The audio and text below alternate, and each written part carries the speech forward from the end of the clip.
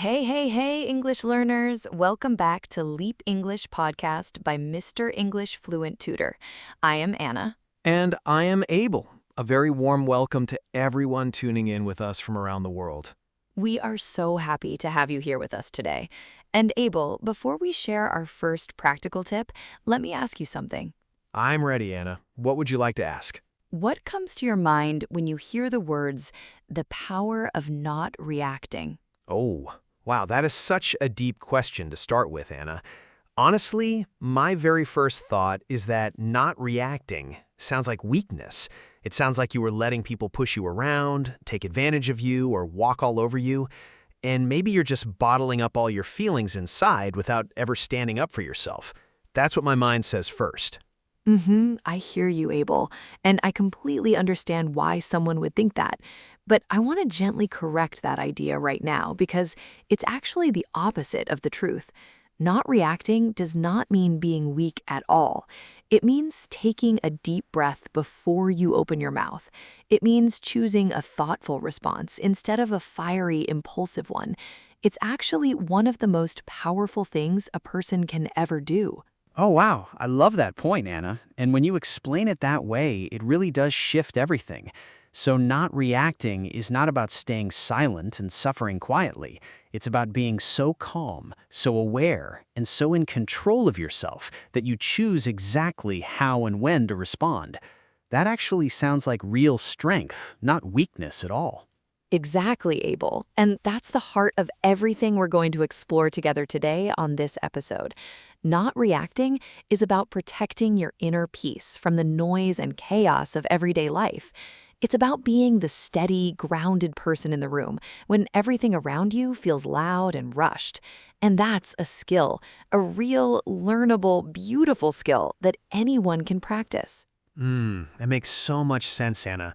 And I think so many of our listeners, whether they're learning English or just navigating daily life, have experienced that moment where someone says something rude or something unexpected happens, and immediately you feel that hot rush of emotion pushing you to react fast.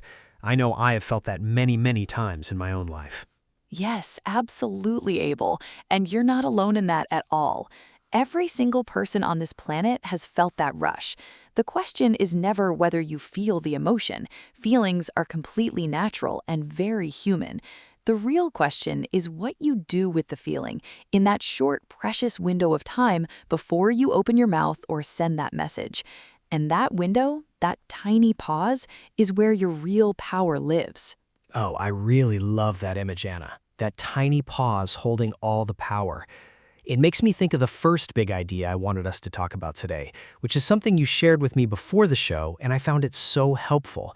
It's the idea of your calm mental energy being like a fresh bottle of water.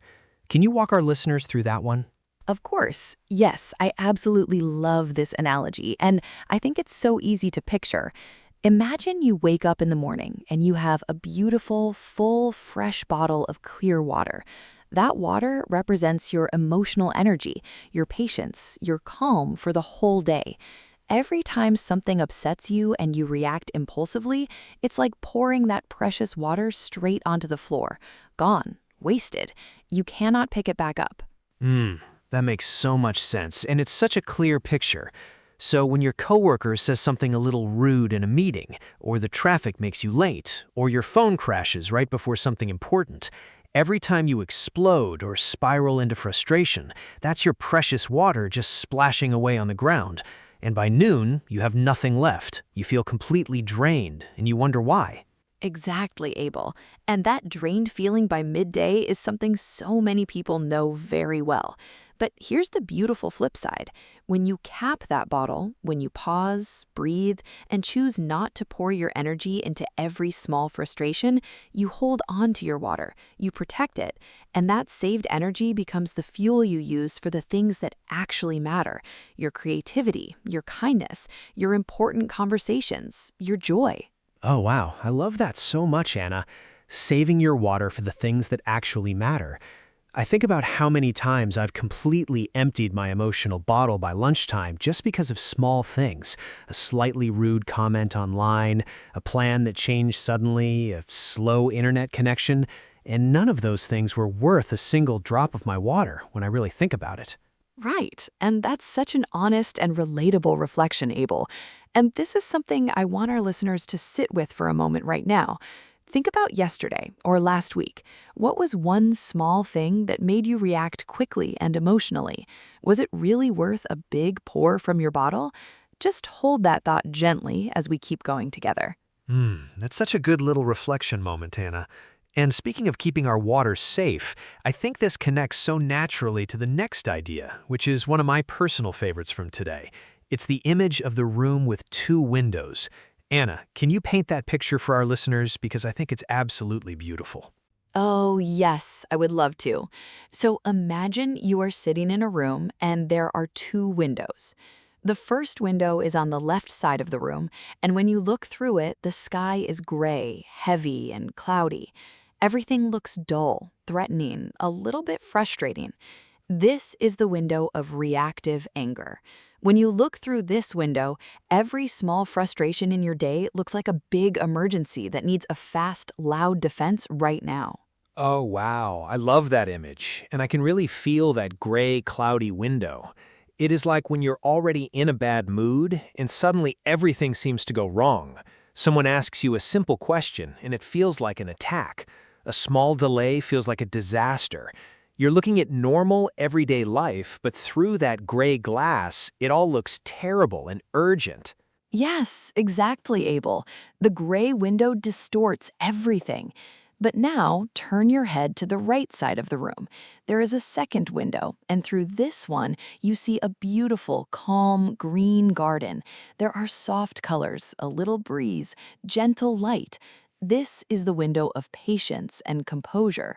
When you look through this window, you see the same situations, but they look completely manageable, small, and temporary.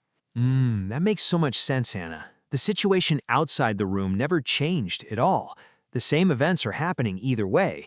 What changes completely is the window you choose to look through. And that is such a powerful reminder that our reaction, our perspective, is always in our own hands. We get to choose which window we look through in any given moment. Perfectly said, Abel. And the good news is that shifting to the green garden window does not require perfection or years of meditation practice. Sometimes it simply means pausing for 3 seconds, unclenching your jaw, taking one slow breath, and reminding yourself that silence and a steady, calm posture give you far more power in any tense situation than a fast, reactive response ever could. Oh, I really feel that, Anna. And I want to add something here too, because I think for a lot of our listeners, especially beginner learners who are also navigating daily life in a second language, that feeling of pressure and the urge to react fast is even stronger. You're already working hard to understand everything around you, and when something goes wrong on top of that, it can feel like too much. So choosing that green garden window takes extra courage for you, and that makes it extra impressive. That is such a beautiful and true point, Abel. And I want our listeners to hear that clearly. If you are learning English and you are also working on staying calm and not reacting impulsively, you are doing two incredibly brave and difficult things at the same time. And every small step you take in either area, every single one, is worth celebrating with your whole heart. Oh, wow, I love that encouragement, Anna. And you know what? This feels like such a good moment to talk about the next big idea, which is something that really helped me personally stop feeling so overwhelmed by the goal of becoming calmer.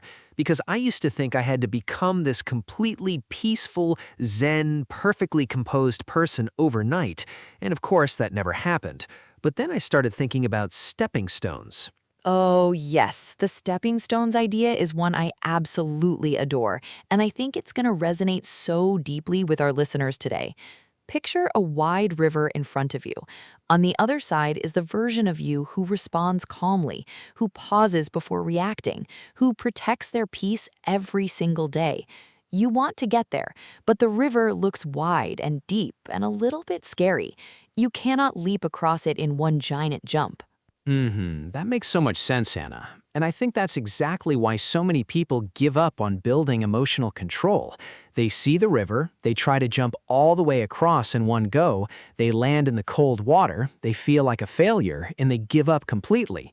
But the stepping stones idea says, no, wait, look more carefully. There are stones in the river, small, safe, steady ones. You just step on them one at a time. Exactly right, Abel. And I like to think of each stepping stone as a small 10-minute coin of patience. It's not a grand transformation, it's tiny. It might be pausing for 3 full seconds before you reply to a stressful message, or taking a quiet 5-minute walk after something frustrating happens, or just noticing your feeling without immediately acting on it. Each of those small moments is one coin in your patience pocket. Oh, wow, I love the coin image inside the stepping stones image. It layers so beautifully. So every time I manage to pause before reacting, even just once today, I'm collecting a little coin. And those coins add up over days and weeks and months into something genuinely valuable, a calmer, more grounded version of me. That's not overwhelming at all. That actually sounds very doable and even enjoyable.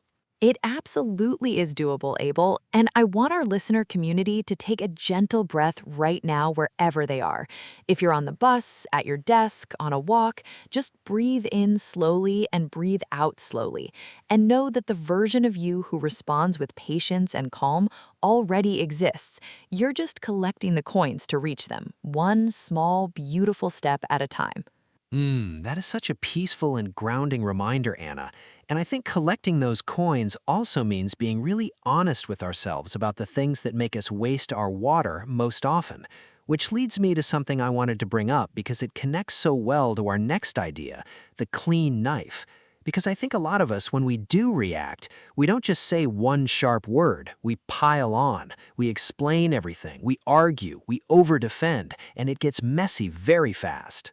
Oh, yes. The clean knife analogy is one of the most practical ideas we have today, and I'm so glad you brought it up, Abel. So think about a knife in a kitchen. A clean, sharp, well-maintained knife cuts through food smoothly and quickly. One clean cut, done. But now imagine a knife that has been left in a pile of other dirty dishes, covered in sauce, blunt and heavy and clouded. That knife struggles to cut anything cleanly. It tears and drags and makes a mess. That makes so much sense, Anna. And I think our words and responses are exactly like that knife. When we overcrowd our minds with every harsh argument, every past grievance, every detailed explanation of why we're right and they're wrong, our response becomes that dull, messy, heavy knife. We drag through the conversation, we tear things apart, and we leave a mess of regret and hard feelings behind us. And nobody actually feels better after that. Exactly, Abel. And the clean knife approach means deliberately choosing simple, calm, clear words when something difficult comes up. It means saying something like, I need a little time to think about this, or let's talk about this later when we're both feeling calmer. Those are clean cuts, sharp, clear, and kind and effective. They end unnecessary conflict without creating damage or regret. Oh, I love that so much, Anna. And I think what makes the clean knife so powerful is that it takes courage, because every part of you in that heated moment wants to explain everything, defend everything, correct everything. Using just a few calm words feels almost too simple, but that simplicity, that restraint, that's actually the sharpest, most sophisticated response you can possibly give.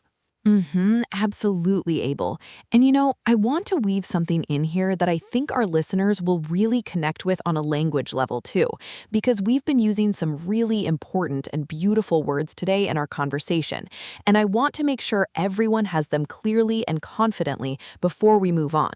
Let's do a little word review right here in the flow of our chat. Oh, I love that idea, Anna. It's such a natural way to learn.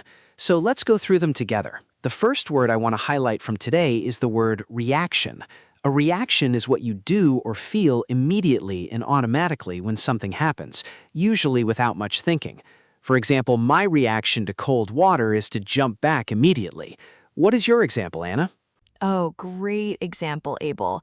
My personal example would be my reaction to unexpected loud noises is to hold my breath for a second.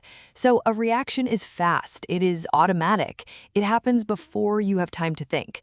And our whole episode today is about becoming aware of that automatic reaction so you can choose something better. The next word I want us to look at is the word response. Yes. And response is such a beautiful partner word to reaction because they are similar but importantly different. A response is what you choose to do or say after you have taken a moment to think. It is intentional, it is calmer, it is more thoughtful. For example, instead of shouting when I got bad news, I took a breath and gave a calm response. Anna, your turn with an example. Oh, perfect, Abel. Mine would be her response to the criticism was so mature and composed that everyone in the room felt respected. So, reaction is automatic and fast, while response is chosen and thoughtful. That difference is the entire heart of today's episode. And our next vocabulary word flows perfectly from that, and it is the word pause. Oh, I love this word, Anna. A pause is a short moment of stopping before you act or speak. It is that tiny window of time we talked about earlier where your real power lives. For example, before answering the difficult question, he took a pause and collected his thoughts. A pause does not mean you're unsure or weak. A pause means you're choosing your words carefully and wisely. Exactly right, Abel. A pause is an act of intelligence and strength.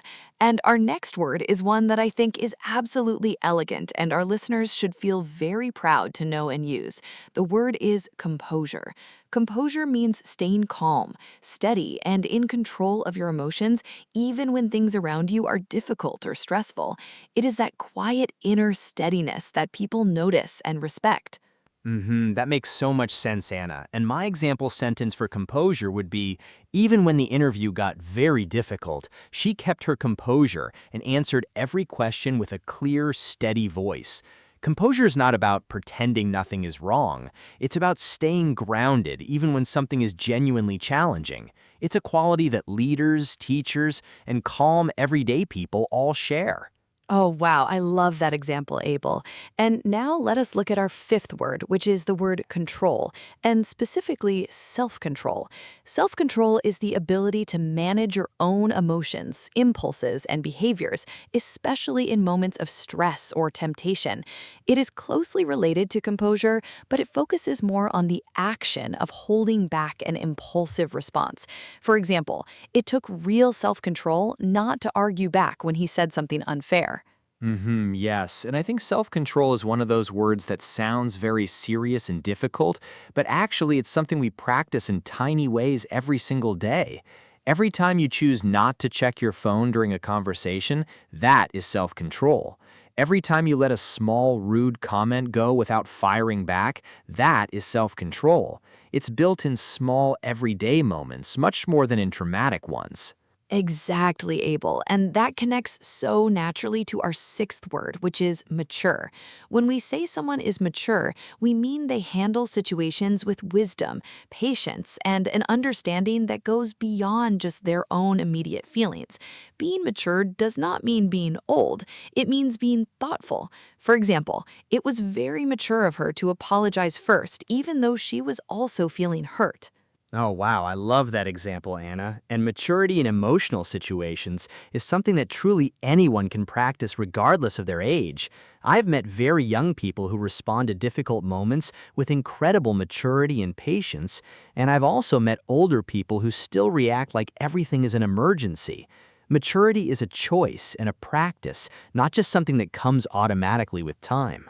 That is such an important and honest point, Abel. And our final vocabulary word for today is one that I think is incredibly practical and useful in daily life conversations, and that word is boundary. A boundary is a personal limit that you set to protect your emotional well being. It's a clear, kind line that you draw about what you will and will not accept in how people treat you or speak to you. Oh, yes, Anna. And I think boundary is one of the most important words any person can learn in any language. An example would be she set a clear boundary by calmly explaining that she would not continue the conversation if people kept raising their voices. A boundary is not a wall to keep people out. It's a fence with a gate that you control, and you decide who and what gets through. Oh, I absolutely love that description, Abel. The fence with a gate that you control. That is such a perfect and clear image. And all seven of these words, reaction, response, pause, composure, control, mature, and boundary, they all live inside the idea of the power of not reacting. They're the vocabulary of a calm, intentional, emotionally intelligent life. And our listeners now have all seven of them. That makes so much sense, Anna, and I feel like knowing these words also gives our listeners the language to talk about emotional situations in English with much more confidence and precision, which is such a lovely double benefit from today's episode. And speaking of building things gradually, I want to come back to something that is very personal for me, and that I think a lot of our listeners will deeply relate to. Oh, yes, please, Abel. Go ahead. I think our listeners are going to love this part. So there is a voice in my head, and I'm sure many of our listeners have a similar voice that sometimes says things like, I'm just an impulsive person. I always react too fast. I always lose my cool. I never seem to learn.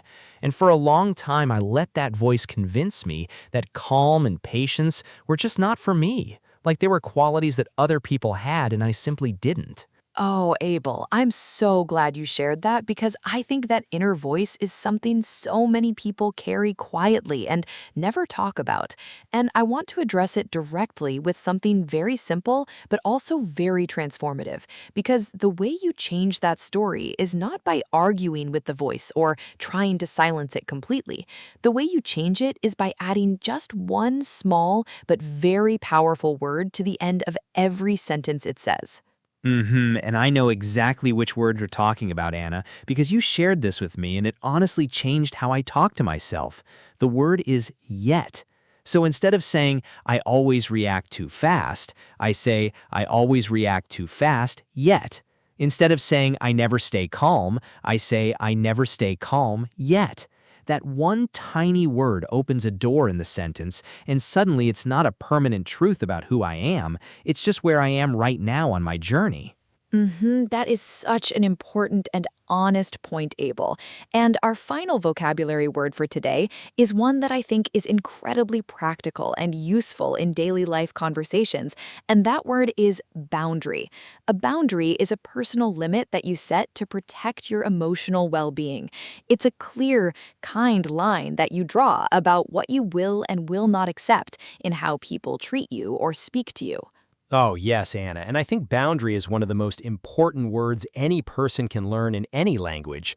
An example would be, she set a clear boundary by calmly explaining that she would not continue the conversation if people kept raising their voices. A boundary is not a wall to keep people out. It's a fence with a gate that you control, and you decide who and what gets through. Oh, I absolutely love that description, Abel. The fence with a gate that you control. That is such a perfect and clear image. And all seven of these words, reaction, response, pause, composure, control, mature, and boundary, they all live inside the idea of the power of not reacting. They're the vocabulary of a calm, intentional, emotionally intelligent life. And our listeners now have all seven of them. That makes so much sense, Anna, and I feel like knowing these words also gives your listeners the language to talk about emotional situations in English with much more confidence and precision, which is such a lovely double benefit from today's episode. And speaking of building things gradually, I want to come back to something that is very personal for me, and that I think a lot of our listeners will deeply relate to. Oh, yes, please, Abel. Go ahead. I think our listeners are going to love this part. So there is a voice in my head, and I'm sure many of our listeners have a similar voice that sometimes says things like, I'm just an impulsive person. I always react too fast. I always lose my cool. I never seem to learn. And for a long time, I let that voice convince me that calm and patience were just not for me. Like there were qualities that other people had and I simply didn't. Oh, Abel, I'm so glad you shared that because I think that inner voice is something so many people carry quietly and never talk about.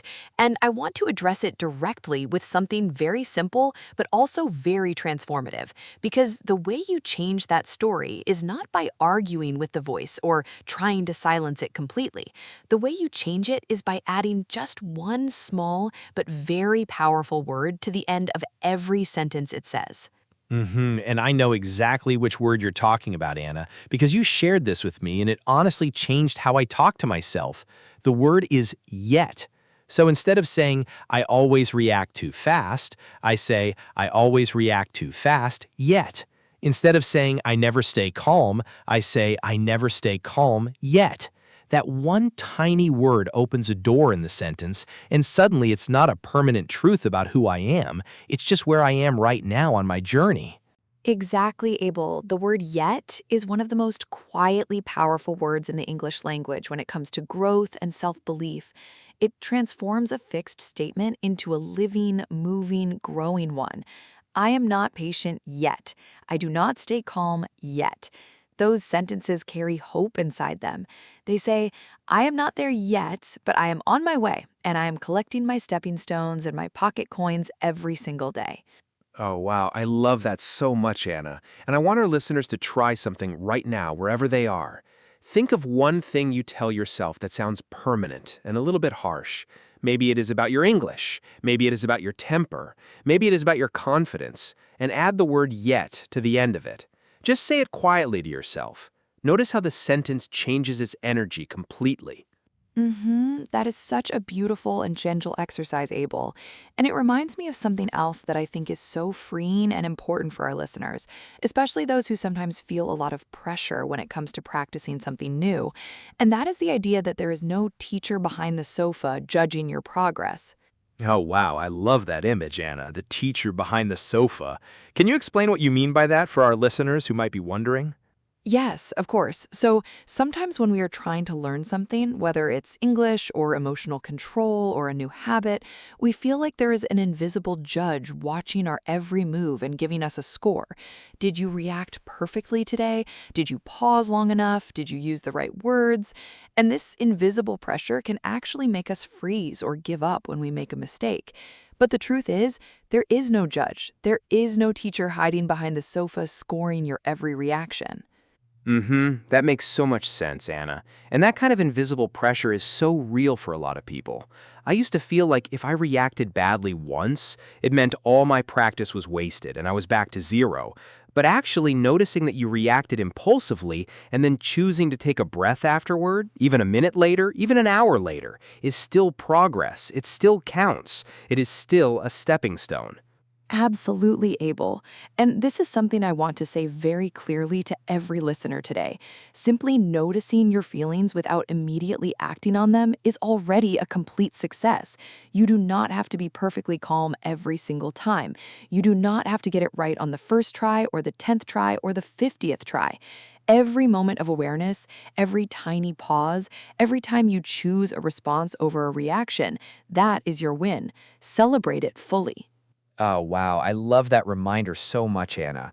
And I want to bring in our last big idea for today because I think it wraps up this whole conversation in the most beautiful and fitting way. And it is the idea of the slow friend. Because I think a lot of people, when they start working on staying calm and not reacting, they expect the results to come fast. They expect to feel peacefully transformed within a week.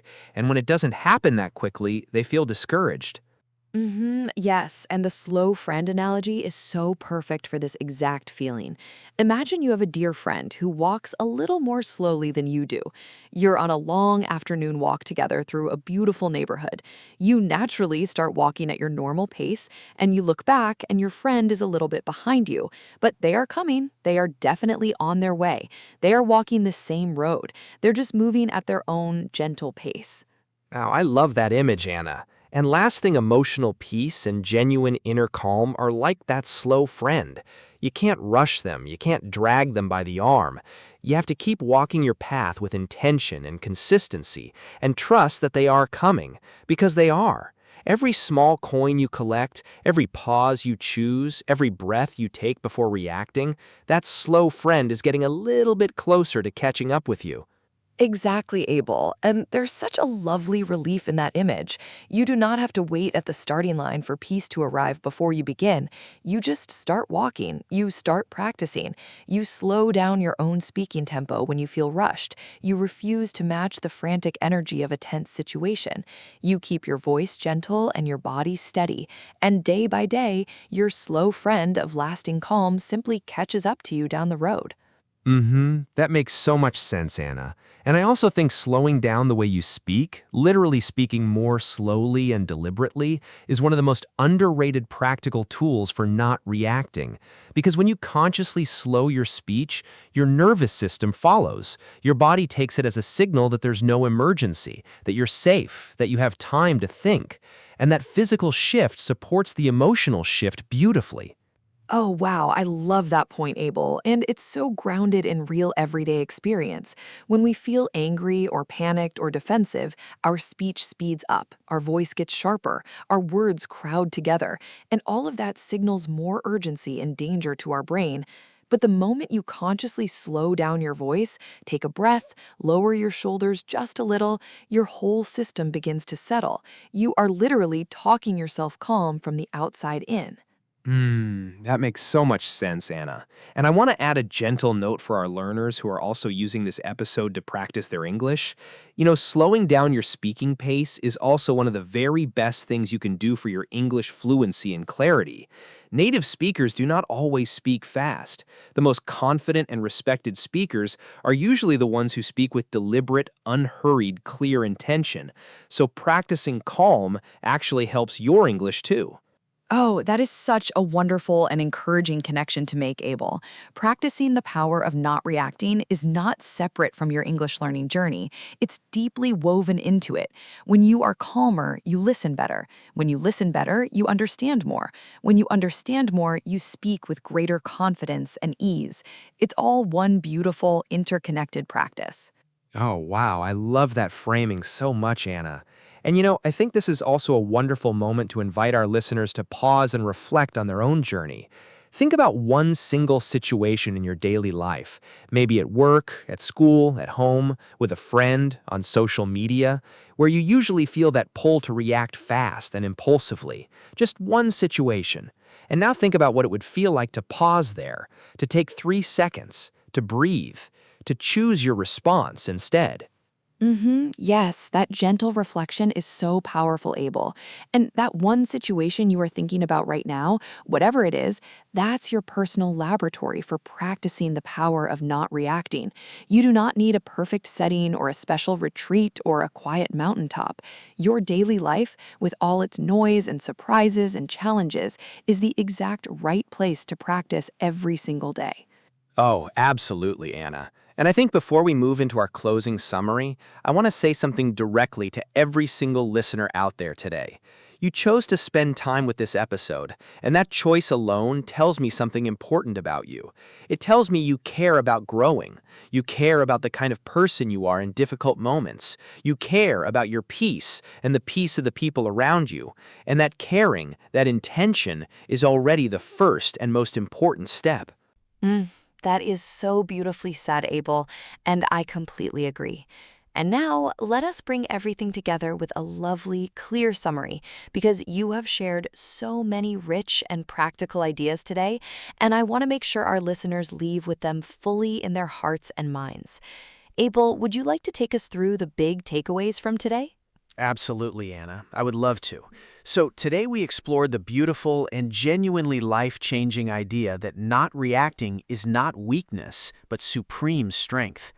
We learned that our calm, emotional energy is like a fresh bottle of water that we need to protect and spend wisely. We discovered that choosing the green garden window of patience over the gray, cloudy window of anger gives us complete mastery over how we experience our day. We talked about collecting small pocket coins of patience, like stepping stones across a river, rather than trying to leap to perfection in one impossible jump. Ah, wow, you are summing it up so beautifully, Abel. Please keep going. Thank you, Anna. We also explored the clean knife approach of using simple, clear, calm words instead of overcrowding our responses with endless explanations and harsh arguments. We learned how adding the single magical word yet to our inner voice turns permanent-sounding limitations into active, growing journeys. We were reminded that there is no invisible judge behind the sofa scoring our every reaction, and that noticing our feelings and choosing calm is already a complete and worthy success.